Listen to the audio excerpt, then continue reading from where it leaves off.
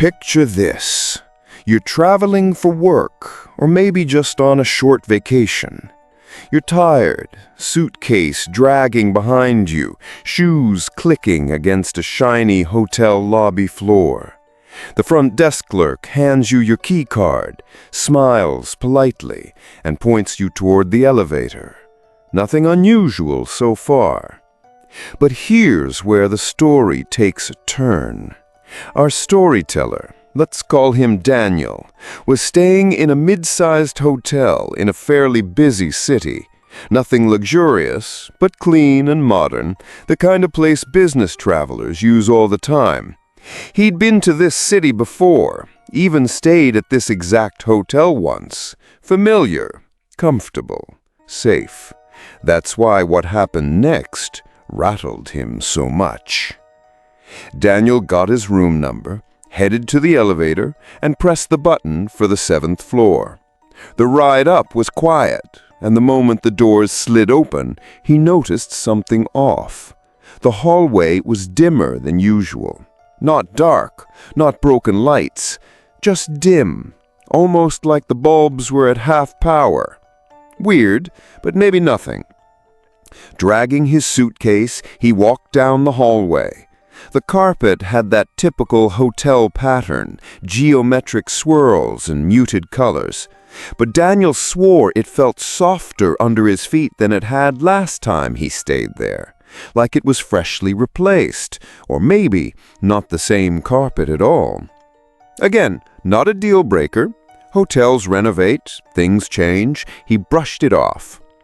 But then he started looking for his room number.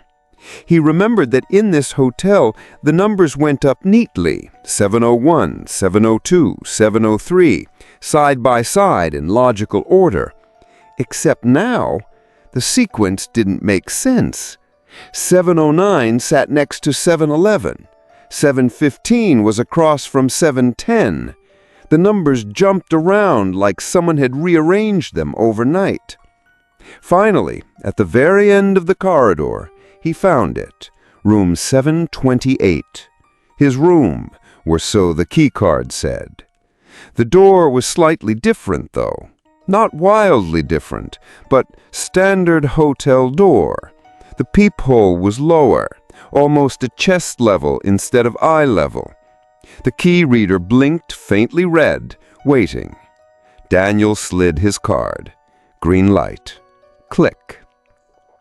Inside, the room looked fine, almost too fine. The bed was perfectly made, not a wrinkle in the comforter. The curtains were drawn, but Daniel noticed that they weren't the same style as the other rooms he remembered.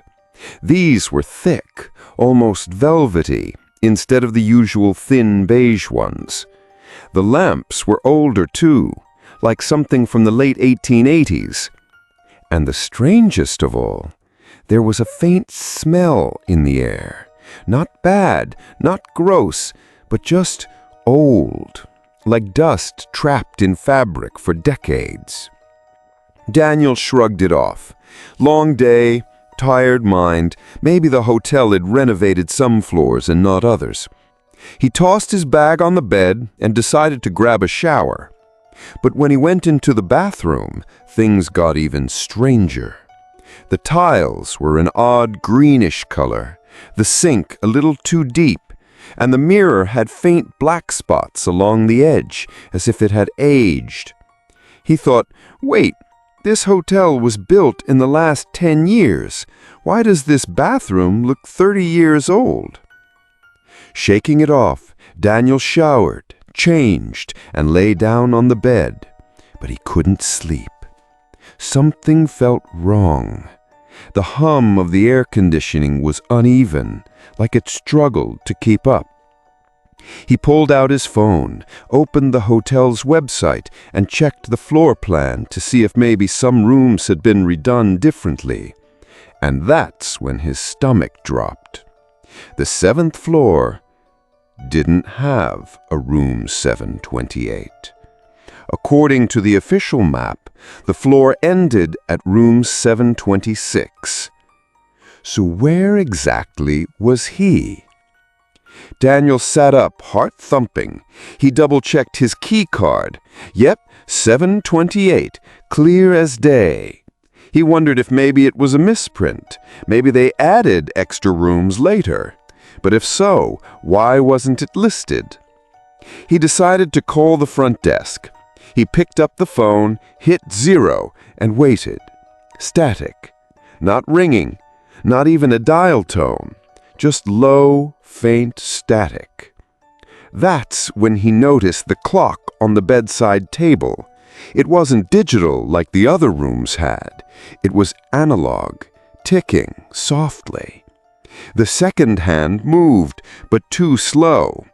Each tick stretched out longer than a second, like time itself was dragging. Daniel's skin prickled. He stood up, went to the door, and pulled it open. The hallway outside was darker than before, the dim bulbs flickering as if they were struggling. He wheeled his suitcase out, determined to go back down to the lobby and demand answers. But here's the part that really got him. When he walked down the hallway, the elevator wasn't there. Just a wall. A blank wall with faded wallpaper that matched the rest of the hall. He turned back toward his room, but the number was gone.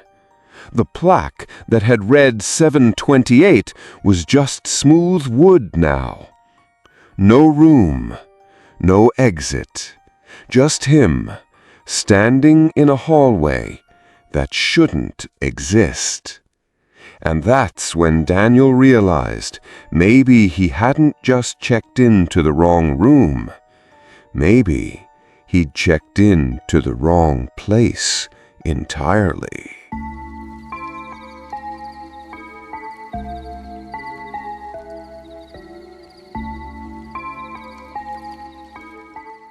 He wheeled his suitcase down the hall, counting the numbers carefully. 712, 714, 716. All neat, all expected. And then, something strange. A door with no number plate. Just a plain door, slightly scuffed, with a card reader glowing faintly red. Now, hotels don't just put random blank doors in guest hallways. It either has a number or it's marked staff only. But this one, nothing. No sign. No indication of what was behind it. Just that silent red light.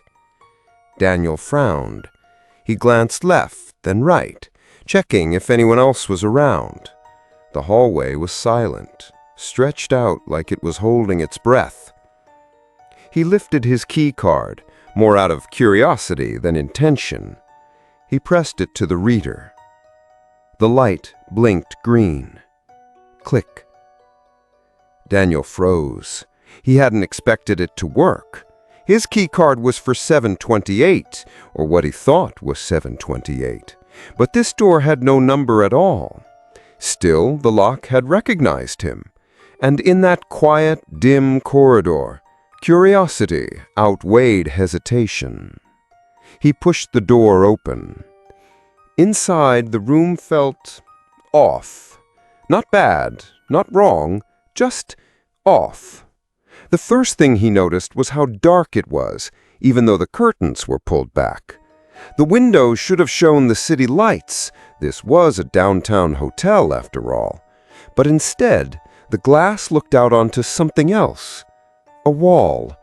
Not brick, not stone, just blank. Like concrete, painted gray, stretching upward with no end. The furniture looked older than the rest of the hotel.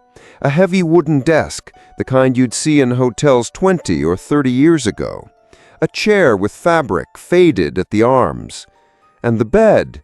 Well, the bed was made, but the sheets didn't have that crisp, fresh hotel fold.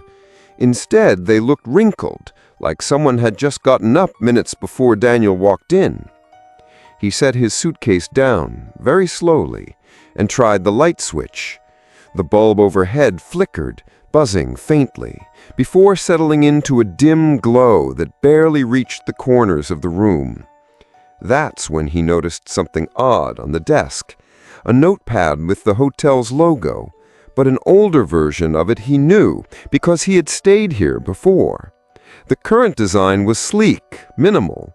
The one on the desk looked dated, with bold lettering that hadn't been used in years. He picked it up. The first page was blank, the second, too. But the third had faint marks, like someone had pressed hard while writing, leaving impressions even though the ink was gone. He tilted it against the light and traced the indents with his finger. 3 words seemed to form. Don't trust 7th. Daniel's stomach flipped. Trying to shake it off, he moved toward the bathroom. The door creaked as he pushed it open, and the air inside was cooler, almost damp. The tiles were mispatched, some newer, some old and cracked. The mirror above the sink was cloudy, like it hadn't been cleaned in years. But what caught his eye wasn't the mirror. It was the toothbrush sitting in a cup by the sink. Someone had been here, recently. Daniel stepped back into the main room, suddenly uneasy. The air conditioner kicked on with a low rumble, but it wasn't the usual steady hum. This one sounded staggered, almost like breathing. He stood frozen, listening. Inhale, exhale, inhale, exhale. Too human to be mechanical. He grabbed his suitcase handle and made for the door, deciding he'd had enough. But then his phone buzzed. He yanked it out of his pocket, heart pounding. The screen showed a notification he hadn't expected. Room 728. Your stay begins now. But here's the thing. That wasn't from Uber, or his messages, or even his email.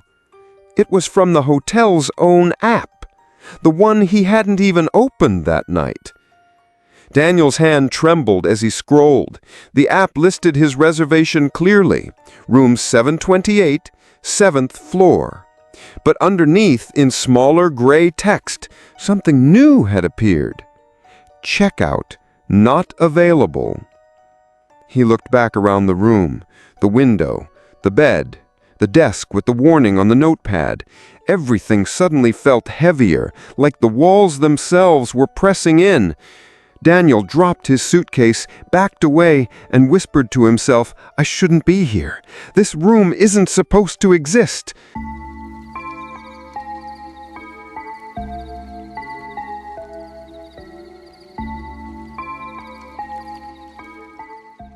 At first glance, the room looked totally normal.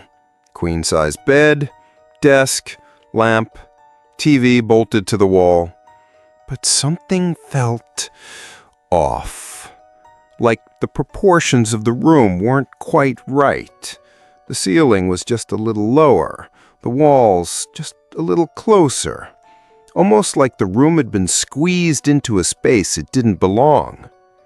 Daniel paused with his suitcase halfway into the room, squinting. The bed looked like it should have been centered, but it wasn't. It leaned slightly toward the wall, as if whoever set it up had been working with limited space. The desk wobbled ever so slightly when he brushed past it, one leg shorter than the rest. The decor added to the weirdness. Most hotels aim for that clean, generic beige and brown, safe look, a style you forget the second you check out. But this room didn't fit. The wallpaper had a faded floral pattern, peeling slightly near the corners, like it had been up since the 80s. The carpet? A dull maroon with faint stains and frayed edges. It didn't belong in a modern business hotel. And the air... He wrinkled his nose. It carried a faint smell of mildew, as if no one had been in here for a very, very long time. Daniel shrugged it off at first. Maybe the hotel was renovating. Maybe he'd been given one of the older rooms that hadn't been updated yet. Not ideal, but not a deal breaker. He was tired. He needed a shower, maybe room service, then sleep. But the longer he stayed in that room, the more it gnawed at him. He set his suitcase by the bed and tried the lamp on the desk. The bulb flickered a couple of times before holding steady, casting a yellowish glow that made the wallpaper look even older. He clicked on the TV, but instead of the usual welcome channel with the hotel logo, it went straight to static. Just white noise, hissing faintly. No menu, no channels, just static. He turned it off. The silence that followed was heavier than before. Daniel sat on the edge of the bed, running his hand over the blanket. It felt clean, but not crisp, not like freshly washed hotel linen.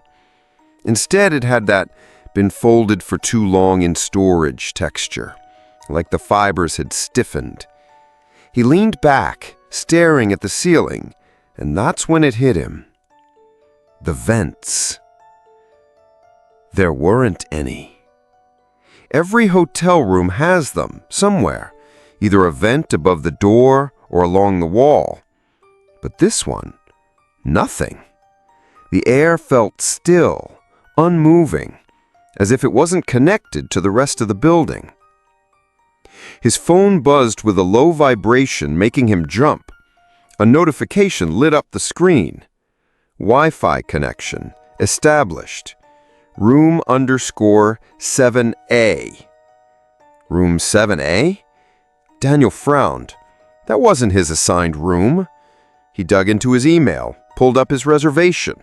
Room 728, plain and simple. No 7A. He checked the room key sleeve the clerk had given him, printed in neat bold numbers, 728. He looked around the room again, pulse quickening. Nothing, absolutely nothing said 728.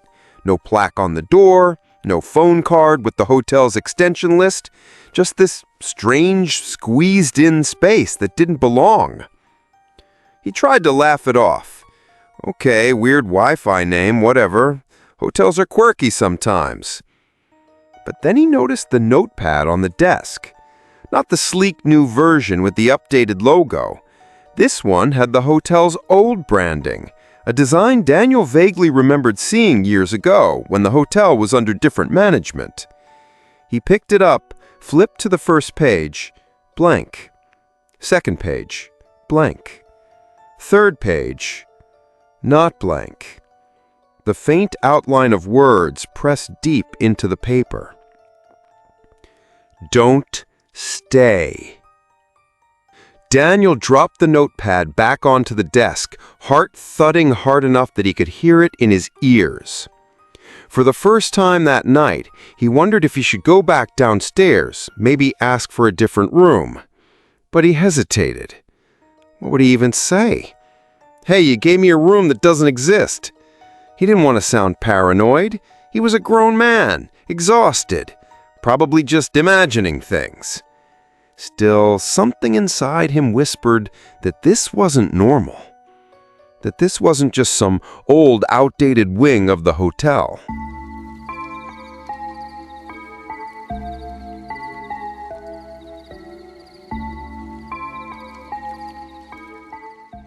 But here's the kicker.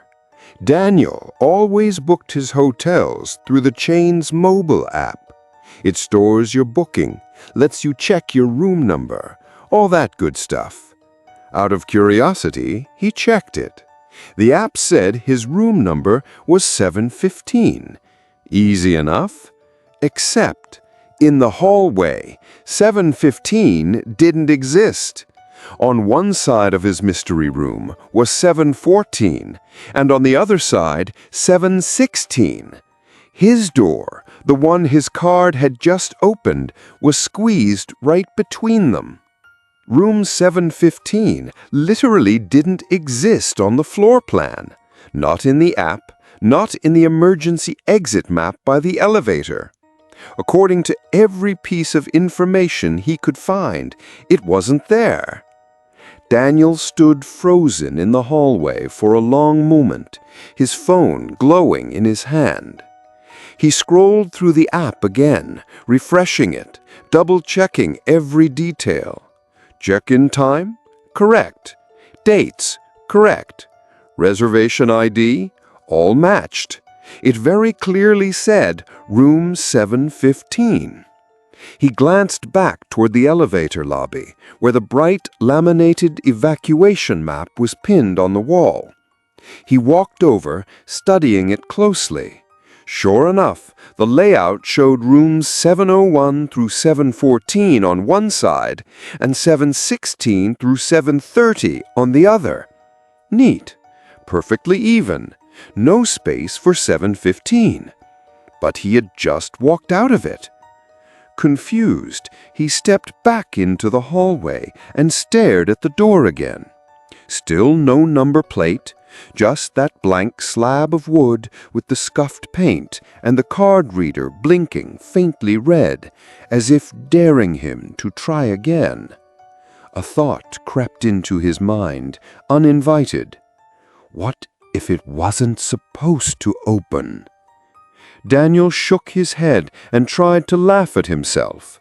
Okay, maybe this is some kind of glitch, like maybe 715 is a staff room they repurposed temporarily, and they just forgot to update the maps. Logical enough, right?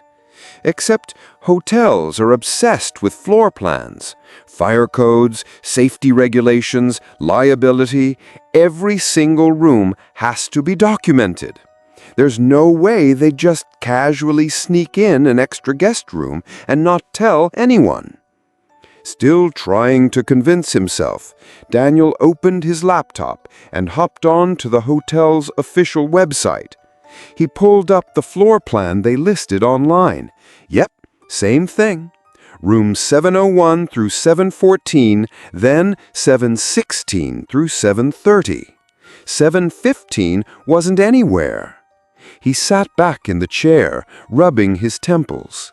The room around him felt smaller with every passing minute, like the walls were pressing in just a little more. He noticed for the first time how quiet it was. No footsteps from the hallway, no hum of the elevator down the corridor, not even the faint whoosh of pipes or air vents. Just silence. And then he caught something strange out of the corner of his eye. The notepad on the desk, the same one with the faint impression of words he'd seen earlier, was no longer on the desk. It was sitting on the bed, open. A single line scribbled across the first page in shaky handwriting. "You're not supposed to be here." Daniel's stomach dropped. He hadn't touched that notepad since he'd tossed it back onto the desk. His suitcase was still zipped shut. The door had been locked. Nobody should have been inside. His first instinct was to grab his things and leave, but curiosity glued his feet to the carpet. He kept staring at that note, replaying the impossible in his head. A room that doesn't exist on paper? A key card that shouldn't work? A warning that wasn't there minutes ago? Was it a prank? Maybe some leftover note from a previous guest? But if that were true, how had it moved from the desk to the bed on its own? Daniel slowly picked it up, holding the notepad like it might burn him. The ink looked fresh, still glistening under the dim desk lamp. He flipped the page, hoping for more, but the rest were blank.